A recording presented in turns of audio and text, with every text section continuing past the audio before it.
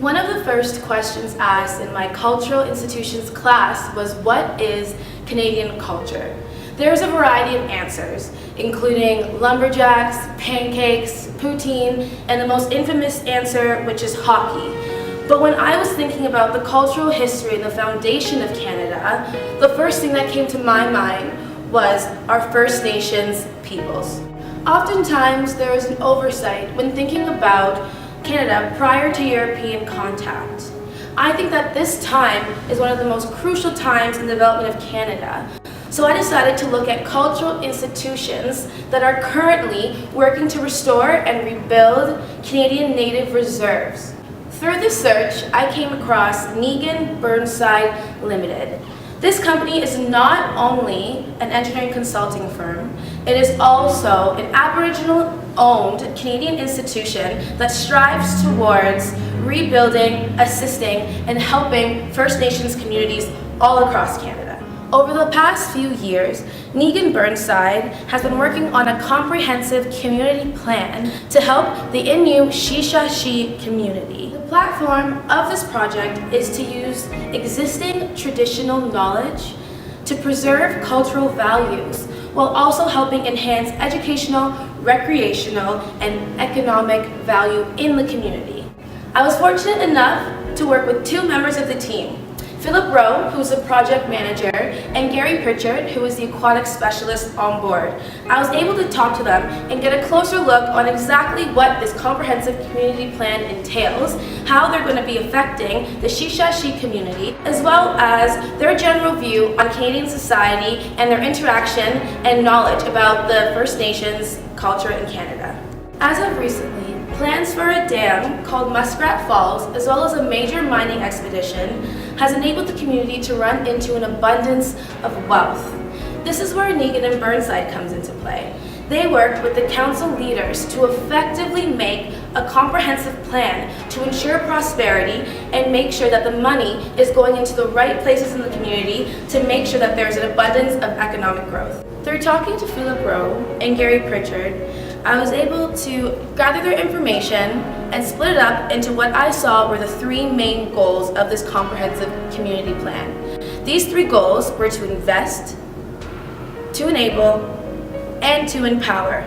Implementing these three goals will enable the community to grow and enable the Shishashi community to have a long-lasting and thriving future.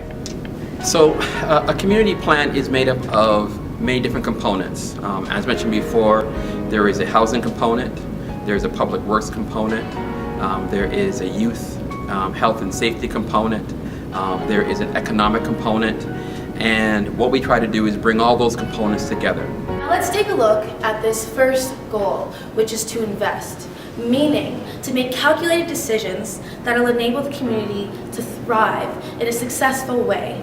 As I said before, this community has run into a lot of wealth. So making these crucial decisions and making sure that the money is going into the right places at the right time is going to be extremely important to the prosperity of this community. So I'll give you an example. If we were going to plan on having a recreation center, we build a recreation center maybe a kilometer outside the community. That requires us building a road, building a water main, building a sewer to the community center. We now can build homes that flank those services because we have water, sewer, and roads, and we'll build homes in a subdivision that flank that main road. But in building the roads and building the sewers and the water mains and the housing units, we can now employ those that live in the community to learn a trade, whether those trades are plumber, electrician, or carpenter. They are now learning skills within their community on one of their community projects. Now let's take a closer look at the second point, which is to enable. Negan and Burnside works with the Shisha-She community to make sure that their culture is not lost. Doing this will enable them to still practice their culture, still save what makes their culture special, while also implementing all these new changes with this newfound wealth. We do what's called an environmental assessment. We go out and we take a look at the natural environment, and we examine whether there's species at risk. We examine traditional knowledge information. When we're in the community and as we're doing our field investigation, we invite the elders of the community on field trips with us. We allow those elders to lead us to areas that are significant to the community. We have those elders teach us about their community, teach us about those things that are sacred to the community, teach us about those things that are important to the community. The final point, which I feel is one of the most crucial points of this plan, is the goal to empower the community. Negan Burnside is working closely with the Shisha-She community to make sure that the citizens feel empowered and feel uplifted enough to keep the ball rolling and make sure that the community can still prosper long after they're gone. 65% of the community is under the age of 25. Many of the elders have passed on. One of the things that has become very important to the community is connecting the elders with the youth. So rather than just come in and create a document that tells them where they need to build infrastructure or housing or develop economic opportunities, we felt it was a good opportunity to connect the elders with the youth. And we asked the youth, what is a healthy community to you? What makes a vibrant community? What are things in the community that are sacred to you? And we had the youth of the community interview the elders.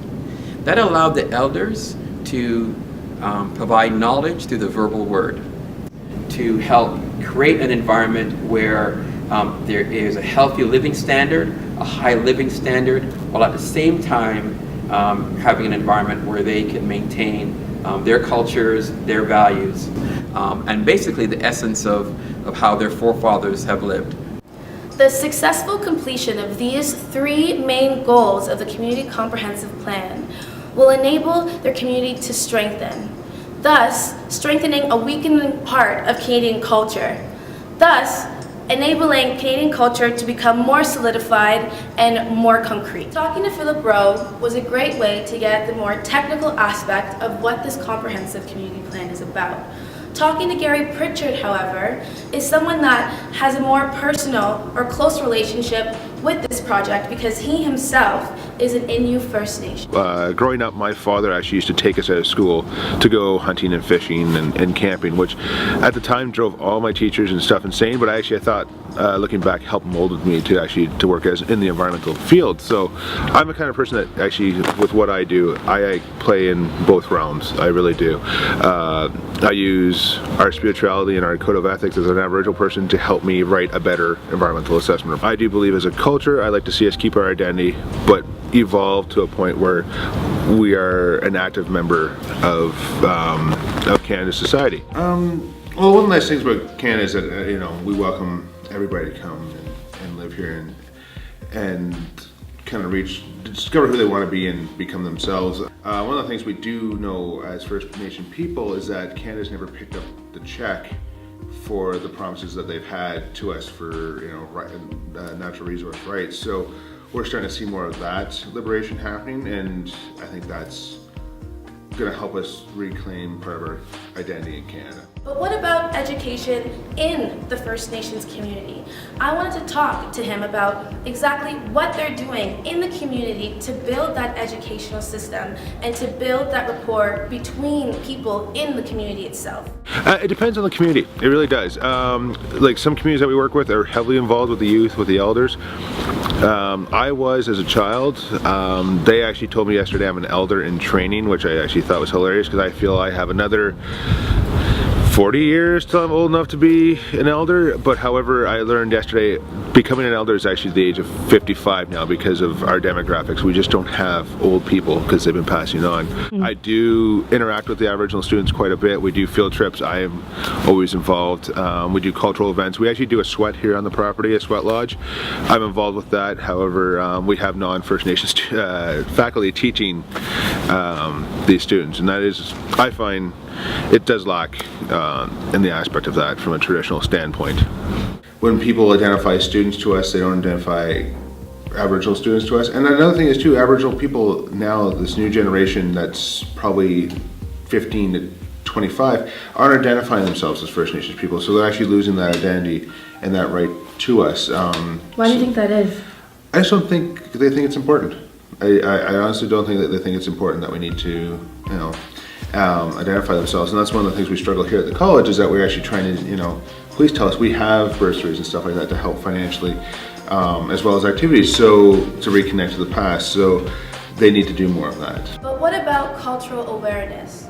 Personally, I don't think that Canadian society knows enough about the First Nations peoples, and I wanted to get his opinion on exactly how he felt on the matter. I do believe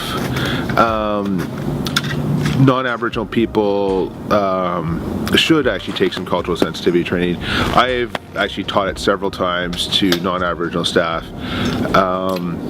and I've actually had the people leaving there crying.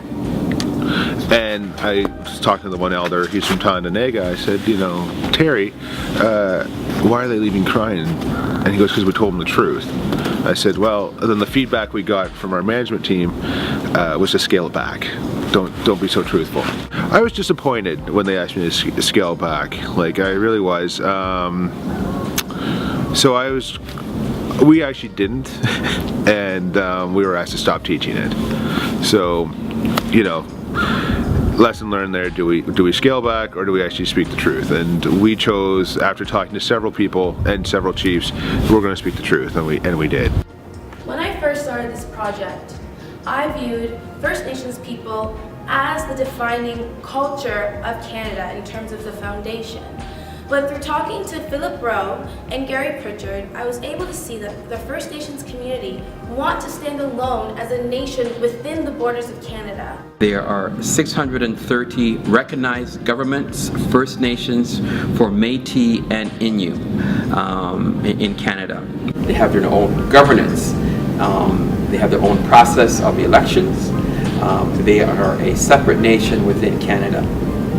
Many Canadians are not fully aware that our First Nations communities operate independently from our federal and provincial governments. In conclusion, yes, I feel as though the First Nations people are an important part of Canadian identity.